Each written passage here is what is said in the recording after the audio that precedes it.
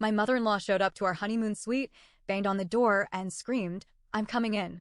My husband chuckled and said, "She just wants to check on us." Furious, I grabbed his ring, placed it in his hand, and whispered, "Then marry her instead." His eyes widened as I walked away without looking back. I never thought I'd be a runaway bride. I never imagined I'd be standing in a five-star hotel hallway, staring at my new husband with my wedding ring burning in my palm. I never expected to hear his mother's voice screeching from the other side of the honeymoon suite door. "I'm coming in." And I definitely didn't expect my husband to chuckle and say, "She just wants to check on us." That was it. That was the moment I knew. I took a deep breath, placed the ring in his hand, and whispered, "Then marry her instead." And before he could process what was happening, I turned around and walked away. I met Chuck 4 years ago. He was charming, sweet, funny. The kind of guy who made you feel safe. The kind of guy you thought would be an amazing husband. What I didn't know was that he already had a wife. No, not another woman. His mother. Chuck wasn't just a mama's boy. He was her entire world. At first, it was small things. She called every single night before he went to bed.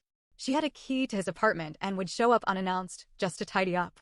She paid his bills even though he had a full-time job. She referred to me as Chuck's little friend. We had been dating for a year before I even met her. I thought maybe she was just a bit overprotective. She was a single mom, after all. I told myself it wasn't a red flag, just a quirk. That was my first mistake. The second Chuck proposed, it was like she activated demon mode. She took over the wedding planning. Completely. If I said I wanted something, she wanted something else. If I picked a date, she suddenly had an emotional connection to a different one. If I picked a venue, she hated the location. And Chuck? He just sat there, smiling like a dumbass, saying, "Mom just wants to help." Help? She picked my wedding dress. I didn't even see it until the morning of the wedding.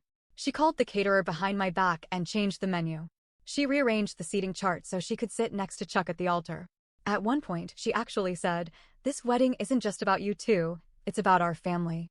I should have run. I should have taken the hint. But like an idiot, I told myself she would back off after the wedding. I was wrong. It wasn't a wedding. It was Denise's personal Broadway show. She wore a white gown, a full-blown, lace-covered wedding dress. She gave a speech before my father, a speech where she cried about how Chuck was the greatest love of her life. She danced with him during our first dance. I was the outsider at my own wedding. The worst part? Chuck let it happen. I told myself, this is the last time she'll get away with it. After today, it's just us. That was my second mistake. Chuck and I went to Maui for our honeymoon. I thought we would finally have alone time, no interruptions, no chaos, just us. We had been in the hotel room for less than 3 hours when he got his first text. "Guess who? Did you land safely? What's your room number?" I gave him a look. He laughed. "She just worries." That night, we ordered room service and had just settled in when there was a knock at the door. I thought it was housekeeping. Chuck got up and opened it without checking. And there she was. Denise, standing outside our honeymoon suite with her suitcase beside her. "Surprise," she sang, stepping inside like she owned the place. I was frozen. I couldn't even form a sentence. But Chuck? He grinned. "Mom, you actually came." Came? He knew. He fucking knew. "Of course, sweetheart. I couldn't let you two be here all alone. What if you need me?" She kissed his cheek. Then she turned to me and barely acknowledged me. "Be a dear and call the front desk. I need some fresh towels." Like I was a fucking maid. I turned to Chuck, waiting for him to say something. He didn't. He was already grabbing her suitcase. That's when I realized I was the third wheel in my own marriage. I was never going to come first. I was never going to matter the way she did. Denise didn't steal my husband. She had him all along. And he was never going to choose me. I took a deep breath, slid off my wedding ring, and pressed it into his palm. I whispered, "Then marry her instead." And I turned and walked out. I expected him to come after me. I expected yelling, arguing something. But there was nothing. I made it to the elevator before I heard his voice. Babe, wait." I turned around just as he jogged into the hallway. His face was a mess of confusion, panic, and still, somehow, amusement, like this was just a misunderstanding. "Why are you acting like this?" he actually asked, like I was throwing a tantrum over nothing. I wanted to scream. "Your mother just crashed our honeymoon, Chuck. Do you not see how insane that is?" He sighed, rubbing the back of his neck like I was exhausting him. "She's just looking out for us. She spent so much money on the wedding, and she didn't want to miss out on seeing us happy. I held up my hand. "If you say she just wants to help, I swear to God, Chuck, I will throw myself down this elevator shaft. His jaw clenched. What was I supposed to do? He shot back, suddenly defensive. She already booked the flight, the hotel room. She didn't ask, she just did it. It's not like I invited her. That did it. But you didn't tell her no either. His face twisted, like that had never even occurred to him. You don't say no to my mom, babe. You just work with her. There it was. The thing I had been too blind to see. Chuck wasn't married to me. He was raised to be his mother's husband. And I was nothing but an extra piece in their lives. I turned and pressed the elevator button. Babe, seriously? He laughed, but now there was a sharp edge to it. You're really gonna leave over this? I didn't answer. The elevator doors opened. Come on, he said, lowering his voice like I was embarrassing him. Don't be like this. Don't make a scene. That stopped me cold. A scene? I echoed, my voice shaking. Chuck, your mother booked a flight, packed a bag, and is currently unpacking in our honeymoon suite. And I'm the one making a scene. His mouth opened, then shut. I stepped into the elevator. Where are you going? He asked, softer this time. Somewhere your mother isn't. The doors closed before he could say another word. I didn't have a plan. I wasn't even thinking straight. I just knew I had to get away. I made it to the hotel lobby and pulled out my phone. First thing I did? Blocked Chuck's number. Blocked Denise. Then I marched straight to the front desk. I need a new room, I said. Away from the honeymoon suite. The concierge, a young guy with tired eyes, raised an eyebrow. Miss, your husband already. He's not my husband anymore. That got his attention. Right. Let me see what we have. He clicked through his screen while I stood there, heart pounding. That's when I heard it. A voice. Her voice. Sweetheart. I turned just in time to see Denise striding toward me, her silk dress swishing around her ankles. I wanted to run, but I stood my ground. Are you lost? She asked, tilting her head like I was a confused child. My hands curled into fists. No. She sighed, like I was an inconvenience. Listen, honey, I know this is overwhelming for you. Marriage is a big step. But running away like this? It's not mature. It's not how a wife behaves. My jaw clenched so hard my teeth ached. A wife. I repeated.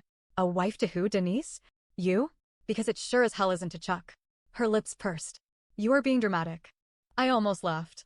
Denise, you flew across the country and crashed your son's honeymoon. What do you even want? She blinked, like the thought had never even crossed her mind. I want to make sure he's okay. And there it was. Not us. Him. He's a grown man, I said, not a toddler. He doesn't need his mommy holding his hand on his honeymoon. She stiffened. I raised him alone, she said, as if that explained everything. I made him who he is.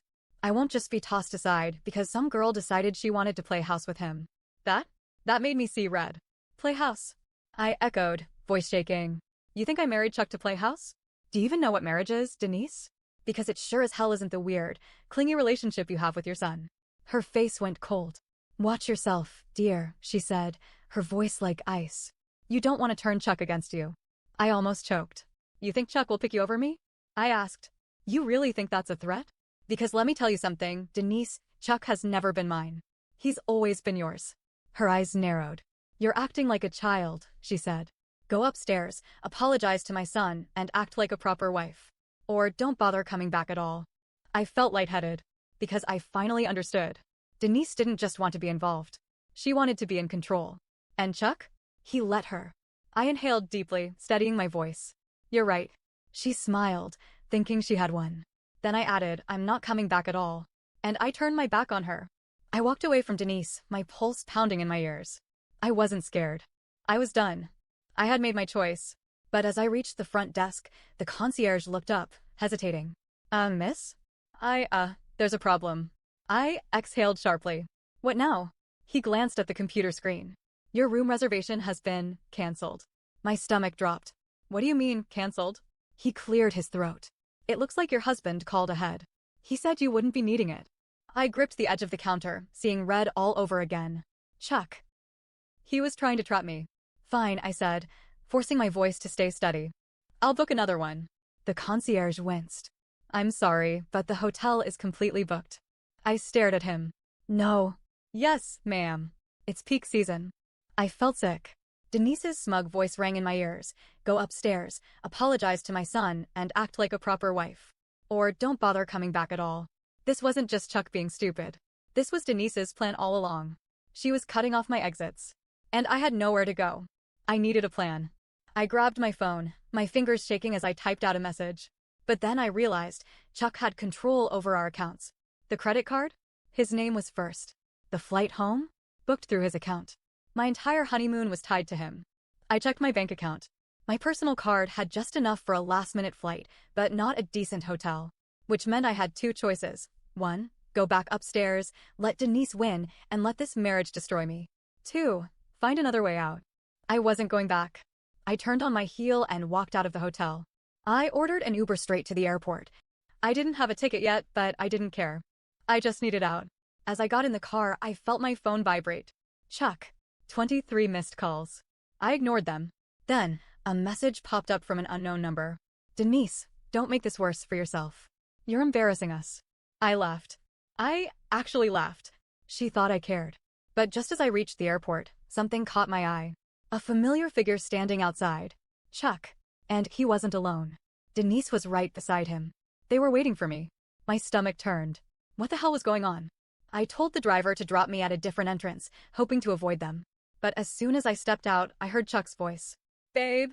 I turned, heart hammering. Chuck looked stressed, like he hadn't slept in days. Denise, on the other hand? She looked calm. Too calm, like she knew something I didn't. Why are you doing this? Chuck asked, his voice desperate. Why are you running? Because this isn't a marriage, Chuck, I shot back. This is you and your mother playing house while I sit in the corner. That's not fair. Fair? I scoffed. Chuck, do you even love me? Or do you just love that I didn't leave sooner? He opened his mouth, then closed it. That's when Denise stepped forward. Sweetheart, she said, her voice smooth as silk. We can fix this. But running away isn't the answer. Running away? I repeated. You trapped me in that hotel, canceled my reservation, and now you're stalking me at the airport. She didn't even blink. You'll regret this, she said, her voice lower now. Something in her tone made my skin crawl. Then Chuck pulled out a folder. He handed it to me. Just read it, he said. I hesitated, then opened it. And everything stopped. Inside was a contract. A prenuptial agreement. One I had never signed. One that said, in fine print, if the marriage ends in less than a year, the wife receives nothing. No settlement. No assets. Nothing. I looked up at Chuck, horrified. You tricked me. He shook his head fast. No, it's just, Mom said it was for protection. She didn't want you to leave so soon, she thought, so you knew. His face went pale. You knew about this the whole time. I looked back down at the papers, my vision blurring. I had married a man who had been planning my escape before I even walked down the aisle. Denise smirked. Now, sweetheart, she said, why don't we all go back to the hotel and talk this over like adults? I looked her dead in the eyes. I'd rather jump into the ocean. And before they could grab me, I turned and ran. I ran. I didn't care where. I just knew I had to get away. My sandals slapped against the pavement as I sprinted through the airport, dodging travelers, my heart hammering like a war drum. Behind me, I heard Chuck shouting, calling my name. But I didn't stop. I had one chance. If they caught me, I knew. Denise would trap me. She would use every manipulative trick in the book to guilt me into staying. And Chuck? He'd just let her. I had to get out. I made it to the airline counter, panting. Next flight to Los Angeles, I gasped, shoving my ID at the agent. She tapped at her keyboard, glancing at me. Ma'am, are you okay? No. But I nodded. Earliest one leaves in 2 hours, she said. 1 seat left. 1 seat. I'll take it. I swiped my card. It went through. A second later, I had my boarding pass. That's when I heard the voice I dreaded most. What do you think you're doing? I turned. Denise. Chuck stood beside her, breathing hard, his eyes wild. I curled my fingers around my ticket like a lifeline. I'm leaving. Chuck stepped forward, voice raw. We can fix this. No, Chuck. My voice was steady now. We can't. His face broke. I love you. I stared at him, my chest aching. No, Chuck. You love her. I nodded at Denise, who stood there smirking like she had already won. That's not fair. Chuck's voice cracked. She's my mom. I can't just— Yes, you can. My throat burned. You just don't want to. Denise sighed dramatically. This is pathetic. She folded her arms, shaking her head. You're going to ruin a perfectly good marriage over your pride? I laughed. I actually laughed. My pride. I turned to Chuck. Tell me something. If I hadn't found that prenup, would you have ever told me? He hesitated. That was my answer. That wasn't my idea, he said quickly. It was Mom's. She didn't want you to leave too soon, So you let her plan your entire marriage like a business deal. My voice rose. How long was I supposed to stay, Chuck? 6 months? A year? Would I get a gold star if I made it to our anniversary? He flinched. Denise rolled her eyes. You're being dramatic. I snapped. You crashed our honeymoon, Denise. My voice rang through the airport. People turned to watch. You inserted yourself into every moment of our relationship. You chose my wedding dress, changed my venue, and sat next to Chuck at the altar like I didn't even exist. Denise's face darkened. You don't understand. No, I do. I cut her off. You don't want Chuck to be married. Because you need him to yourself. You need him to be yours. Because if he has a wife, you lose control. Denise's jaw tightened.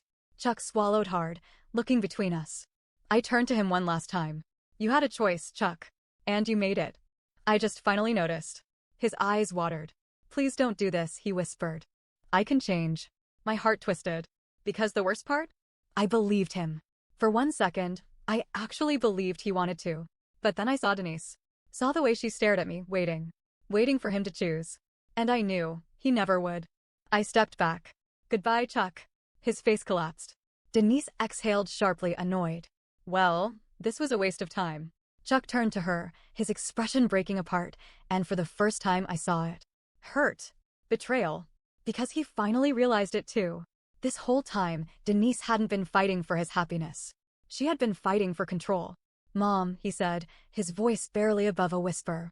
Denise stiffened. What? He stared at her. Why did you do all this? She scoffed. Are you really that blind? I did it for you. Chuck swallowed, shaking his head.